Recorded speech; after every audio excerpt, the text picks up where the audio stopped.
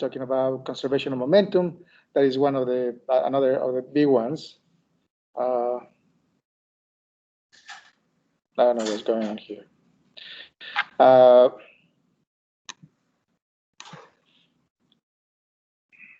And the way I'm going to be talking about these laws of conservation are gonna detach a little bit from referring to the human body. We're gonna go back to these blocks of colliding and objects and stuff like that, just because it's a little bit easier. And what I'm more concerned right now is for you to understand the concept more than the application. And my hope is that in your class of physiology and biochemistry, you see those applications. So right now, I just want to spend more time on explaining the concepts. I'm going to try to introduce a little bit of, especially when we're talking about heat and energy, to talk about energy transformation in the human body. But it is more chemistry and physiology more than physics. The concepts remain, but in terms of doing the calculations, it's more chemistry than, like how you change glucose to energy, it's more chemistry than physics. So I'm gonna try to talk a little bit about it, but it will be more qualitative than quantitative, okay? So we just gonna look like we go back to the traditional boxes and stuff like that. So just don't fall asleep. We'll be there. We'll get there. Okay. So the big topic. Oh crap! I only have one color. So the big topic is conservation of momentum, and specifically what we're gonna start talking about is what's called the impulse momentum theory.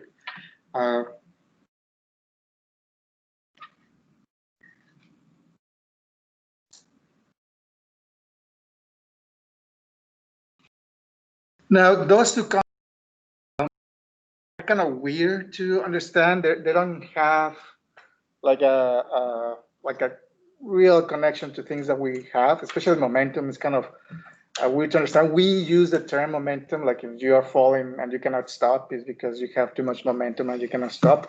But in terms of quantifying or understanding if, oh, sorry, I forgot to share the screen.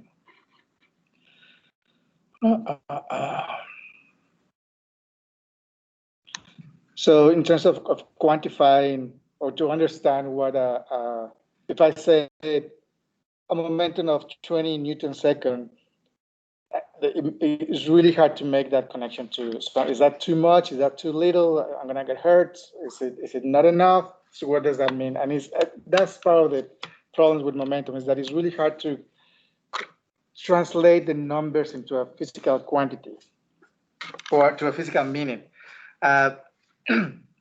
Impulse is a little bit simpler, but what we're going to start with is to go back to Newton's second law. So Newton's second law, we have that the force equals mass times acceleration, and we know that these are going to be vectors. Now, what I'm going to do is just manipulate this equation. We understand the meaning of the equation, and this equation basically says, is you apply a force, you push something, that something is going to move. There's something, the velocity of that something is going to change, and there's an acceleration. So that's what Newton's law, in essence, is saying. It's like if you apply a force, something is going to move. Or if something is moving, it's because there's a force that moves it. So what I'm going to do is I'm going to rewrite this equation, okay? And what I'm going to do is, okay, I'm going to redefine acceleration, and I know that acceleration is change in velocity with respect of time. And then this definition of velocity of acceleration, I'm going to substitute it in Newton's second law. And then I'm going to have, well, the force is going to be equals to mass times a change in velocity with respect of time. It's the same equation, just in terms of velocity and time. And now what I'm going to do is that I'm going multiply the time on both sides of the equation. So I'm going to end up with force multiplied by time. Oops. Oh, there you go. Is equals to mass times the change in velocity.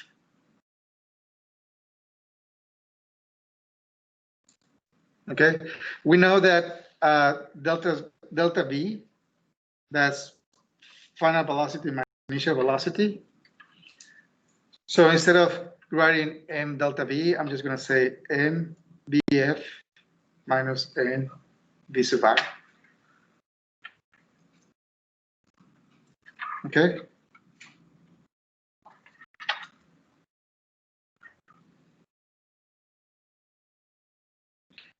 And that's basically the impulse momentum theory.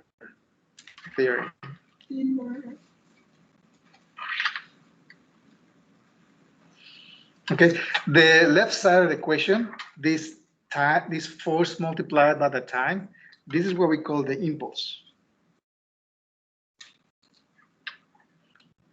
Okay, and this quantity, mass times velocity, this is the momentum.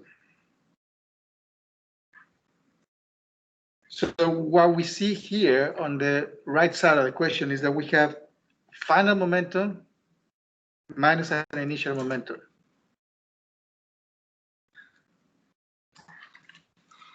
Okay, I don't know what's going on with the screen, but it's just turning black. I don't know if the people in the chat can still see the screen, but over here it's just turning black.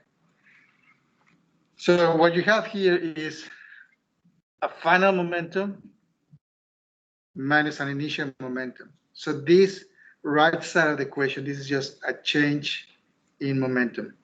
And for some reason, and don't ask me why, because I have no idea why, but we use momentum, we represent momentum with the letter P. I don't know why. And the impulse, we either use capital I or capital J. So this Ft equals mvf minus nvi. This is J equals delta P.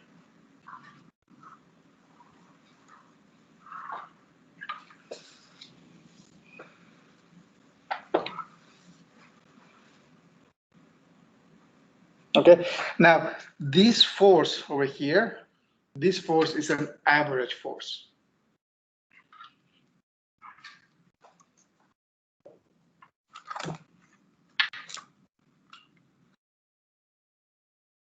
Okay, so the equation is pretty much the same as Newton's second law. It represents the same thing. You apply a force, and that force is going to move an object, or that force is going to change the velocity of an object. So in a sense, it represents exactly the same thing as Newton's second law.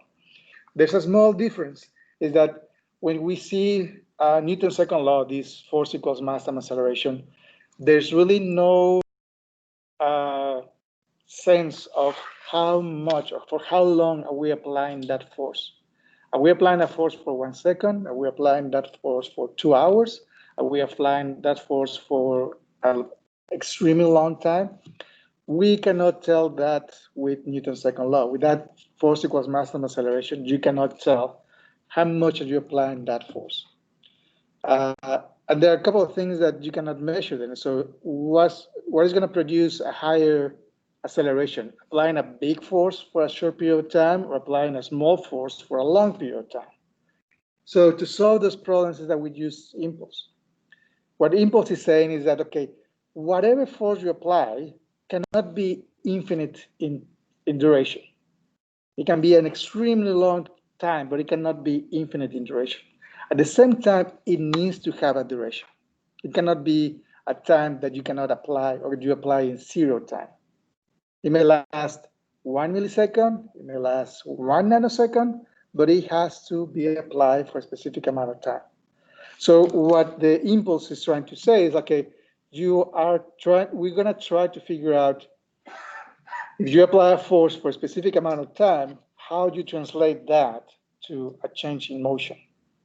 Okay, and to measure that change in motion because the mass is involved and the mass matters, then that's where we have the concept of momentum. And the momentum is relates this mass and velocity. So when you have an object moving, it doesn't matter the velocity, it doesn't matter if it's slow or too big. If you have a mass that is moving, it's always going to have momentum. Okay? Make sense? Okay. So how does this look like? So there's a very common graph, especially for the left side of the equation, and it's just going to be a graph of time versus force. So we're going to have, again, do you have color pens by any chance? Can I borrow one? Just red or whatever. Red? Yeah, it doesn't matter. Just something different than black.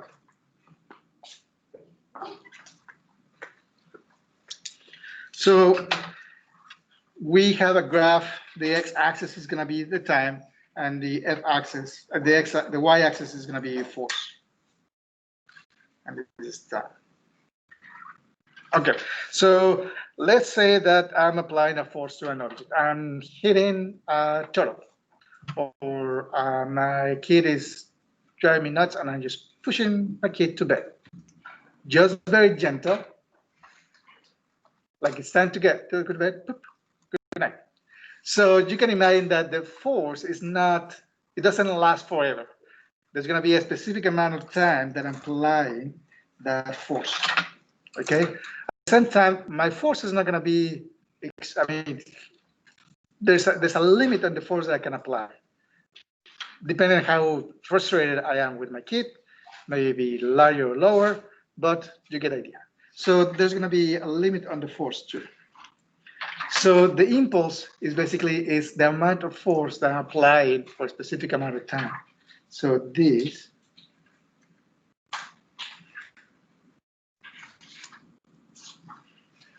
may look like that. I have P2, and this is my average force. So I'm applying a force of X value for a specific amount of time. Okay. Now, notice that on the impulse momentum theory, I'm multiplying the two, force times time. And if you look into this graph, that is the area of this graph. Okay, so the impulse is the area under the graph.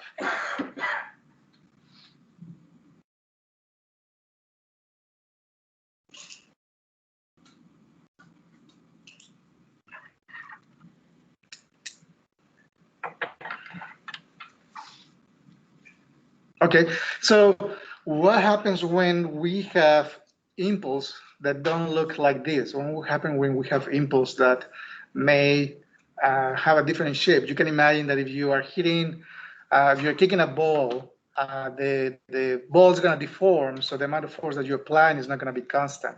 Or if you are hitting a ball with a racket, the string of the racket is also going to be different, so it's not a constant force. So in those cases, like if I have a couple of impulse graph,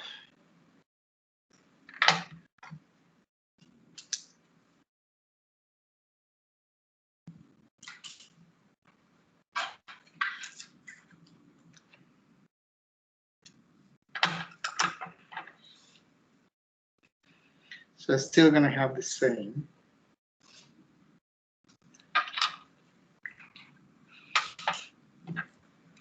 The area under the curve,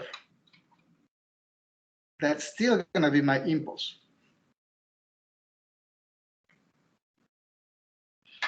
Okay, that's still going to be the left side of the equation.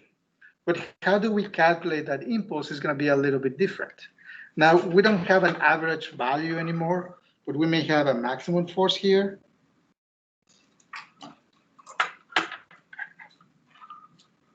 So on this case, we may have something like, okay, if if the impulse is the area under the curve, and my curve looks like a triangle, well, I know that the area of a triangle is the base, 1/2 of the base times the height.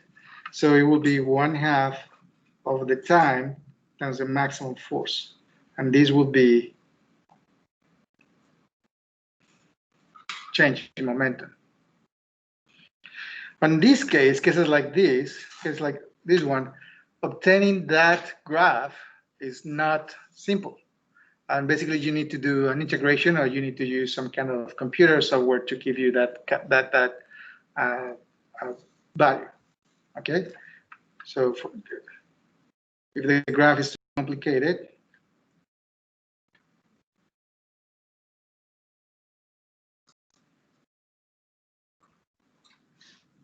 you need to integrate or calculate numerically. Right. Okay, but the concept is that if you have a graph and you can calculate the area under that graph, that will give you the impulse.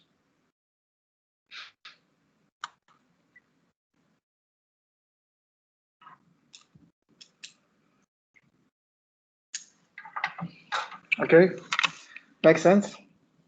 Now,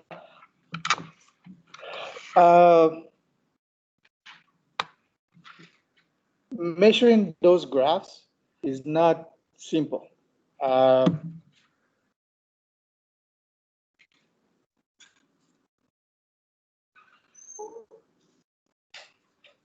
It's not so simple to measure. There are different ways that you can do it, and one way that you can do it is by using what's called force platforms. And I don't know if any one of you are working with Dr. Hartman on her research. Have you worked with no? Mechanic, have you worked with a force platform? Okay, so the force platform is just basically a plate, and the plate have different sensors. And the sensors, what they do is that measure forces and torques in different directions. So they can measure the forces that as a person you do on the floor. And what the force platform measure are those what they call reaction forces. So it's going to measure friction, it's going to measure the normal force, it's going to measure other things. So let me show you a couple of examples. The people there on the chat, let me know you can see this. These videos, they don't have any sound, so.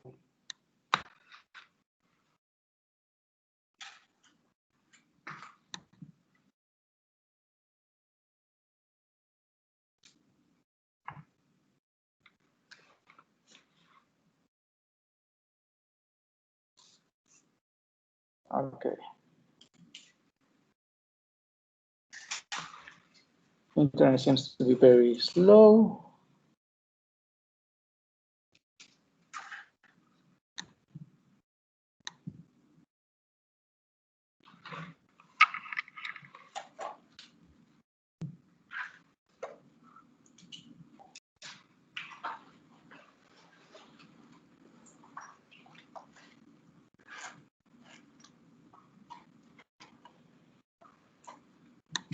Okay.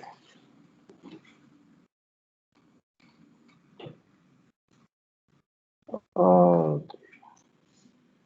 There we go. Okay. So can the people in the chat see the image of the guy standing?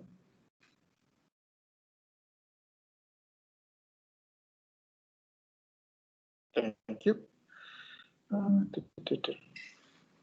Okay, so what we have here is this person just standing up, standing still. And what he's gonna do is gonna do a vertical jump.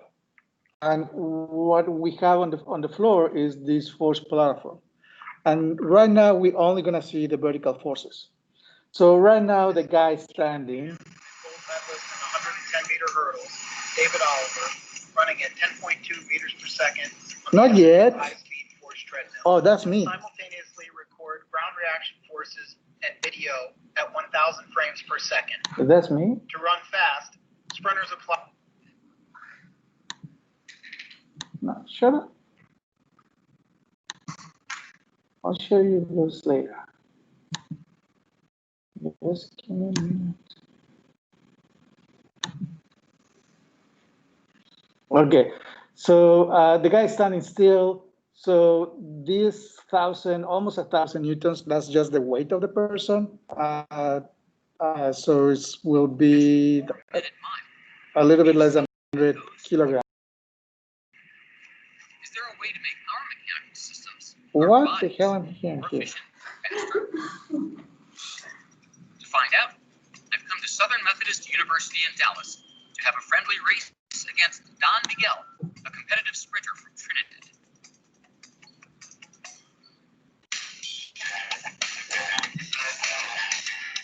I don't know where that comes from.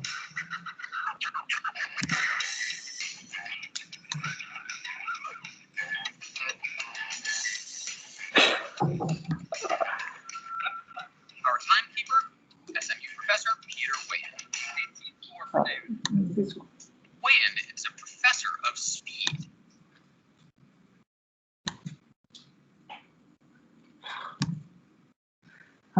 Okay.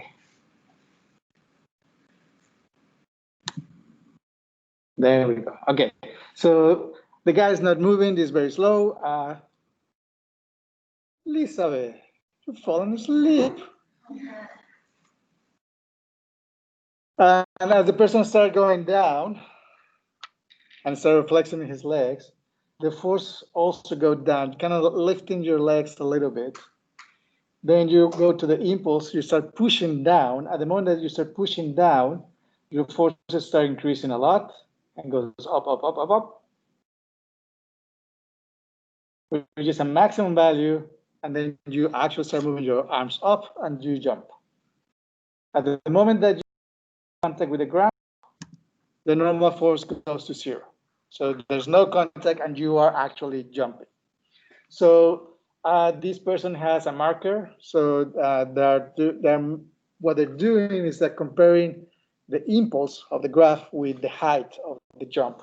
And in this graph, this area under this curve, so you imagine you're tracing a line here, the area that this curve, that is the impulse of the jump. So the higher the area, the higher the jump. So there's a direct relationship between how high you're gonna jump with the impulse of your jump.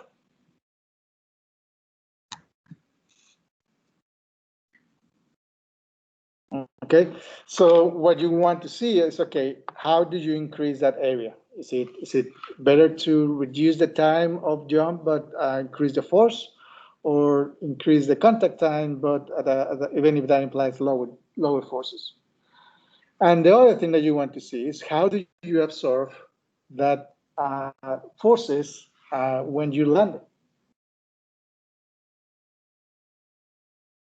Okay, so this is the landing force. It's almost 5 times your body weight, or 5 times the body weight of this person. You have this, and when you land with your toes, and then you hit your heels, and this peak over here is the heels that are hitting the ground.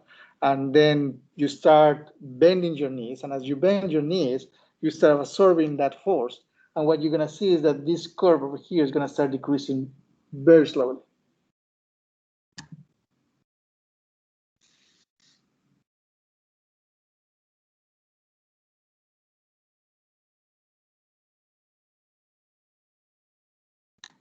Okay, so this slope over here is lower than this slope over here. So that means that how you absorbing the force is going to be at a lower rate than what you use to push yourself up. Okay, so you can do that. One of the things that is very common, or there was a couple of research that is very common, is to analyze the gait of runners. Lisa, you are a cross-country runner. Do you know if you run with your heels, or you run with your toes, or you run with your middle foot? Neutral. Pretty neutral with the okay. So I don't know if you remember a couple of years ago that there was this fashion or a trend to use very low running shoes that they almost look like gloves, and I think they have like a finger placing. So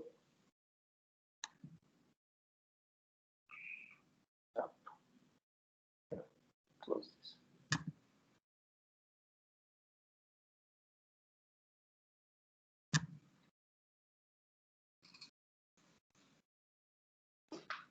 So during a couple of years ago, there was this a couple of articles from Harvard, from I think it was these guys were also involved in that. No. Oh yeah, I actually got the right one.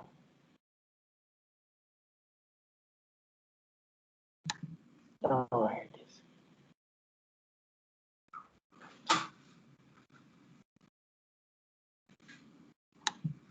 This is the one.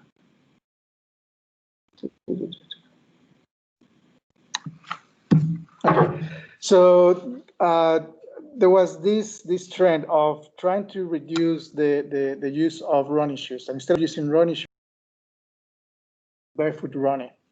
And the idea was that we as humans, we have evolved to run without shoes. And our feet have been evolved to run without shoes. And the use of shoes, especially with high cushion, with a lot of cushion, what I have done is that it has changed the way we run.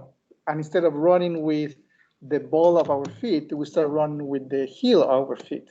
And as a consequence, we are increasing the stress in our knees, and that creates a lot of stress.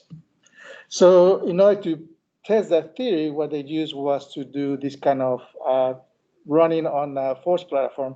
And they're so looking at the running gait of runners that run with heel strike and runners that run with either a middle stride or that run with the on the toes of their foot. So this is a real foot striker, like a heel striker, a heel runner. And what I want you guys to see is the curve of the impulse curve. Uh, this is so slow. It wasn't this slow in the morning.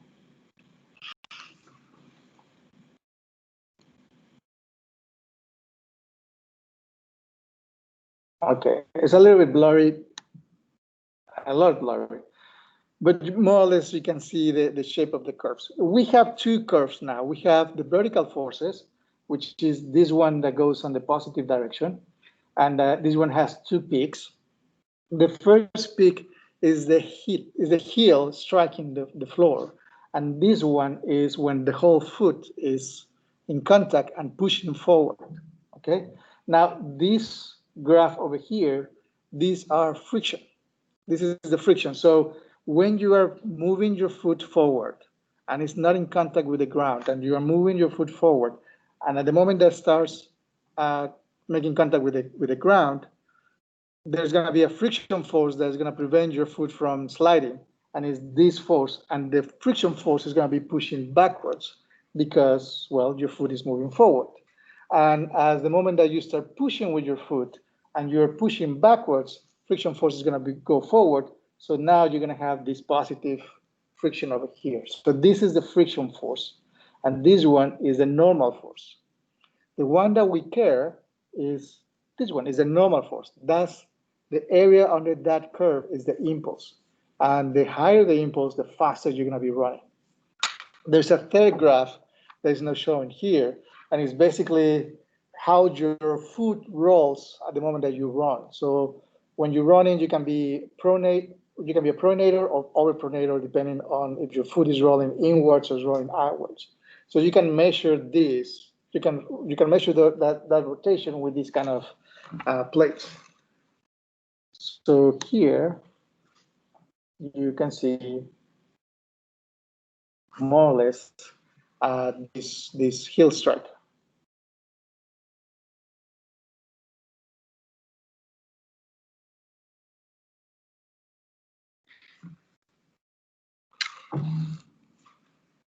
Okay.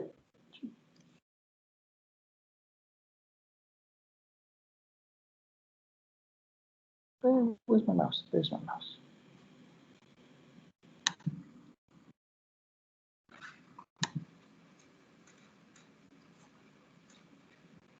And here is an Olympic runner, 10 meters per second.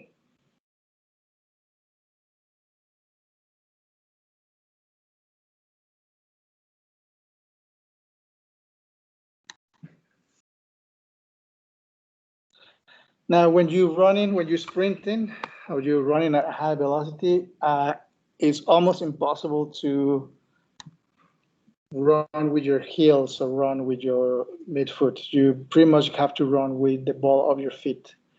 Just because of the position of your body, when you're running, when you're sprinting, you push the center of gravity forward, ideally almost in front of your foot. So in order to catch up and not fall, you need to run on the ball of your feet. And one other way that you can distinguish if someone is running with the ball of the feet is that you lose that double peak on the normal forces. So you can see here that there's no there's no double peak, and that basically means that you're running with the ball of your feet. And this is a very classic running graph for someone running on the ball of the feet. Now, I'm going to show you one more, if I can find it. Just give me a minute.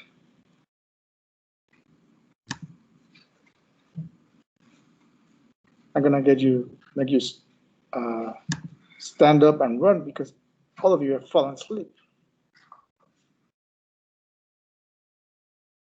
Just one more video and I'll let you guys not go. No.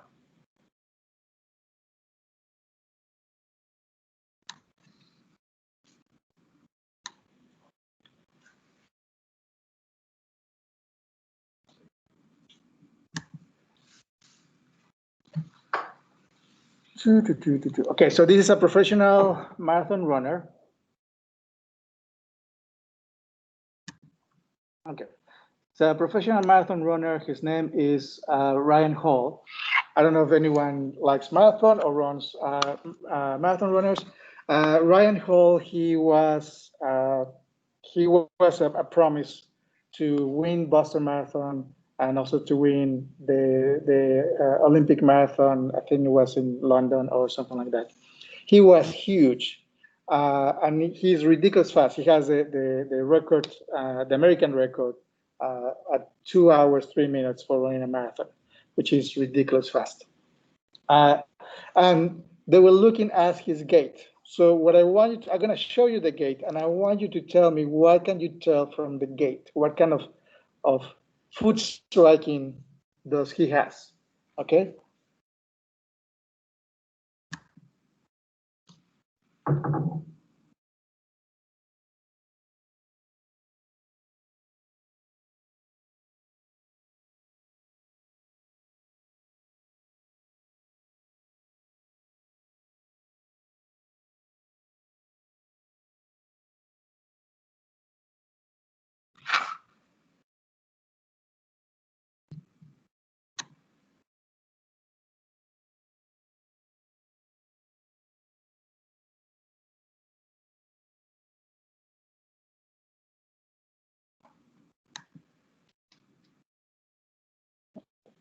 Here. Okay. So what kind of foot strike he has? It's kind of hard to tell because since the first peak or the first peak has the two peaks to it, would that mean that he runs more on his heel for that foot, and then the other foot he runs more on his toe? He has a different gait. So he has on one foot he's running with a middle foot, almost a toe, and the other foot is running more towards the heels. So he has a two different gaits. Now, what about the friction forces? They also look kind of weird. instead of having those really nice curves, the friction force, especially on the landing foot, it has this weird dip, and you don't see that on the pushing feet, on the pushing stage. He's rolling his feet. He's rolling his foot, and he rolls more one foot than the other. Now, you do this kind of analysis to correct gaits.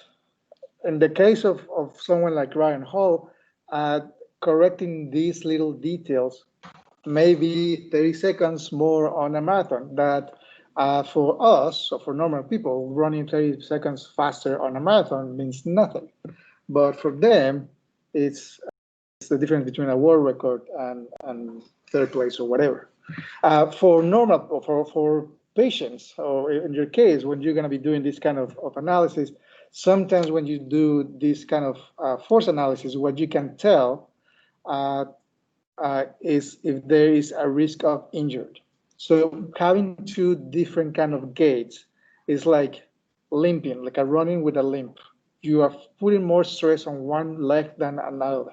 So if you have someone that is running on a marathon or is running half marathons, you have a patient that's having constant injuries, is because it's putting a lot more stress on one foot and one leg than another. So you can only tell those by looking at these graphs. And there's no other simple way. You cannot tell that when someone is walking. You cannot tell that if you see someone running. You need to quantify it somehow. So that's what you want, these graphs. A cool thing is that we got two platforms for the lab. We just got them today. So your next lab is going to be working with these force plates.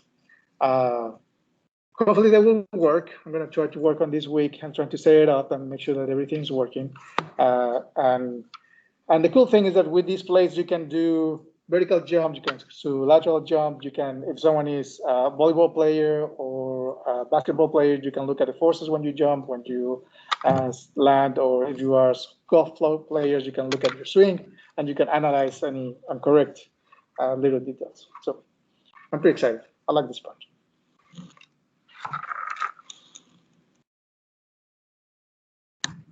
Is it cool? That's cool. Elizabeth, you fall asleep. Have the definition. Okay, so unfortunately, we cannot do the analysis of those curves because you require a computer program to analyze every single of those documents or every single of those points. What we can do is something a little bit more simple, but at least the concept will be very similar, and that's what I want you guys to get is the concept. So what I want to do is to look at, try to solve problems that involve either quantifying for impulse or quantifying for maximum forces by looking at changes in velocity. So one of the reasons that we work with the impulse momentum question is that velocities is a lot easier than measuring forces, especially when the forces are really high, and especially when the forces are not constant, or when the forces are in a very, very short period of time, like a collision. But you can measure the before and after of an event. And if you know this part, you can make estimations on the other side. So for example, imagine that you want to calculate how much force you are hitting a baseball, okay? So measuring the forces on the bat is really hard, but you can measure the velocity of the ball before and after it's being hit by a bat, okay? So imagine that you have a ball, a baseball, and it's being launched to a pitcher, and I'm gonna say that it's being thrown with 30 meters per second. It's being hit by a bat, and I cannot make a bat, so I'm just gonna do this. It's being hit by a bat,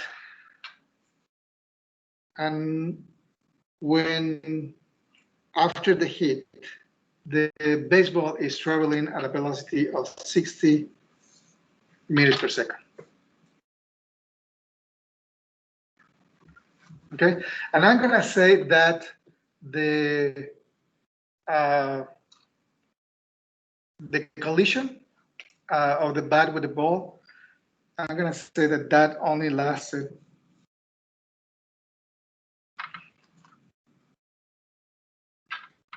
sorry, 0.6 milliseconds. Okay, and the last thing that I know is that the impulse shape of a collision like this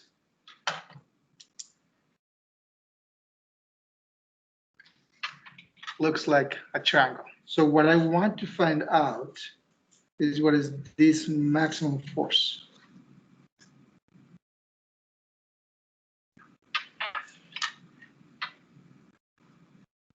So you can imagine that this time is a 0.6 milliseconds.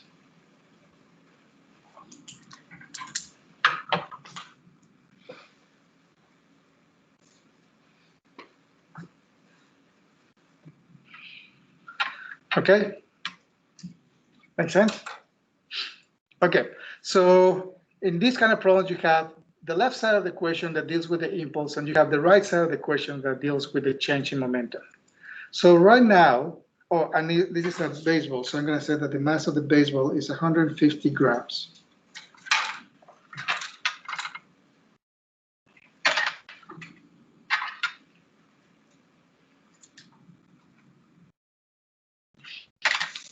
Okay, so you have the right side of the equation that deals with the impulse. You have the right side of the equation that deals with the impulse. That deals with the change in momentum. So right now I'm going to do with the change in momentum. Okay, and the change in momentum, I know there's going to be the mass times the final velocity minus the mass times the initial velocity. Okay, Sylvia, how you doing? How was the weekend? It was a long weekend. It was a long weekend? Yeah. Why? It was, so I went home, it was my brother's senior night for football, and he got a severe concussion, and so I spent Friday sitting in the hospital. Oh, wow, I'm sorry. It's all right. That was and so he's not able to play the rest of his senior season for football, so it was a rough weekend. But he's okay. Yeah, he's okay. He's doing much better now, but yeah. Okay. I actually was going to make the problem, instead of hitting the ball, I was going to hit a person, but I'm glad I didn't. I'm glad I didn't do it. Okay, so what is the value of the final velocity? Is it the 60 meters per second? Is that the? Yeah, Okay. it's 60 meters, but we are dealing with vectors. The velocity is going to be a vector. The velocity are going to be the vectors, and the impulse is also going to be a vector. So if we assume that we have a frame of reference that looks like this, then what will be the final velocity? Karen? The final velocity is 0. Stops moving. No, it will be 60 meters per second, but it's going to the left. So it will be minus 60 meters per second. Okay? When you're working with vectors, you need to look at the direction. Okay? The initial velocity, sorry, here the mass is going to be 0.15 kilograms. The mass will be 15 kilograms. And the initial velocity is 30 meters and it's traveling to the left. Sorry, it's traveling to the right. So it's going to be positive 30 meters per second. Momentum problems tend to be very simple in terms of the math. It's just multiplying two numbers. But what people makes a lot of mistakes is in looking at they forget that they're working with vectors, and they forget about the direction, so they just work the magnitude. So here it's 60 because it's traveling to the left. Here is positive 30 because it's moving to the right. Okay. So multiplying these two, I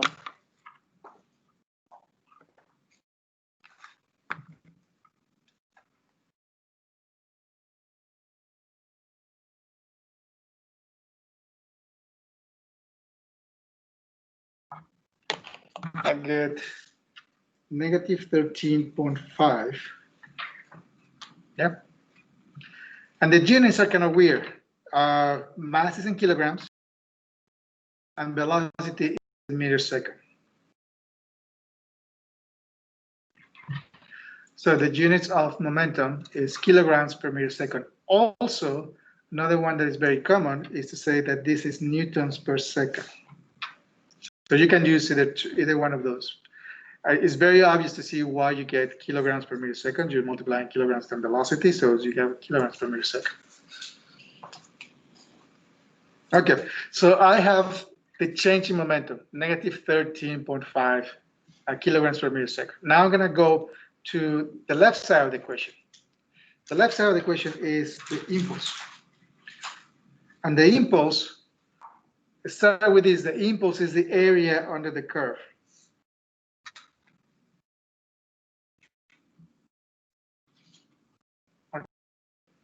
If you don't have a shape of the curve, you can imagine that it's just gonna be like a rectangle.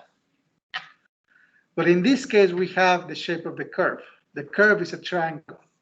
So what is the area of a triangle? So the area under the triangle, in this case, is going to be 1/2 of the time times the maximum force.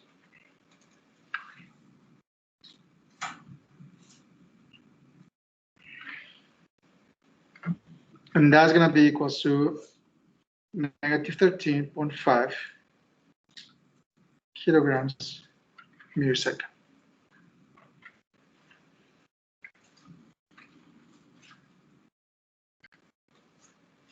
So solving for the force, I'm going to have 2 times negative 13.5 over 0.6 milliseconds. That will be 0.6 times 10 to the minus 3. Okay.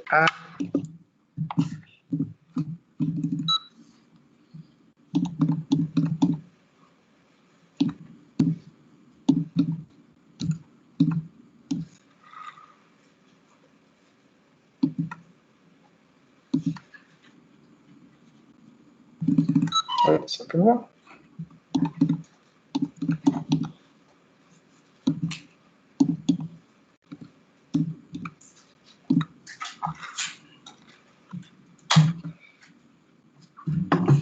And I get negative 45,000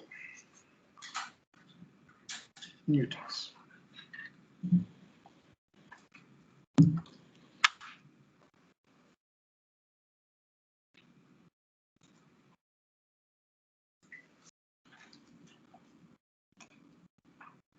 Yeah. If you go to the original drawing, if the ball is going, if the ball is going to the right, then your bat, and if the initial velocity of the ball is to the right, and then the final velocity is going to be to the left, then the bat is pushing in that direction. So it's going to be a negative force. So it makes sense that our final velocity to be negative. Okay?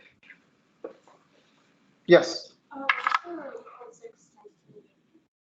That's the milliseconds, the 0.6 milliseconds. So a millisecond will be 1 times 10 to the minus 3. 0.6 milliseconds will be 0.6 times 10 to the minus 3.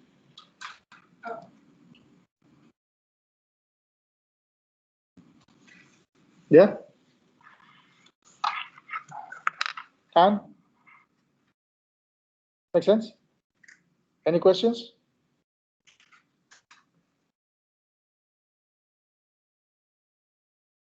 Anyone?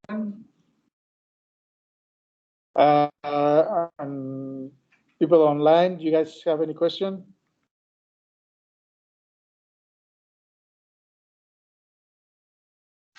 Nope. Shall we go? Nope. Okay. Alexis doesn't want to go. Harley doesn't want to go. Oh, Alexis want to go. Okay. Have a good day. Wednesday, we're gonna do some more problems involving impulse and moment, and then we're gonna go into conservation of momentum. Thank you so much. I'm glad that you, not all of you fall asleep. Half of you fall asleep, but not all of you. I don't want to even think about the people online. The denominator says 2 times 13.5, negative 13.5.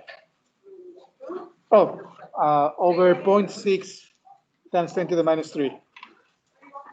Have a good day, everybody.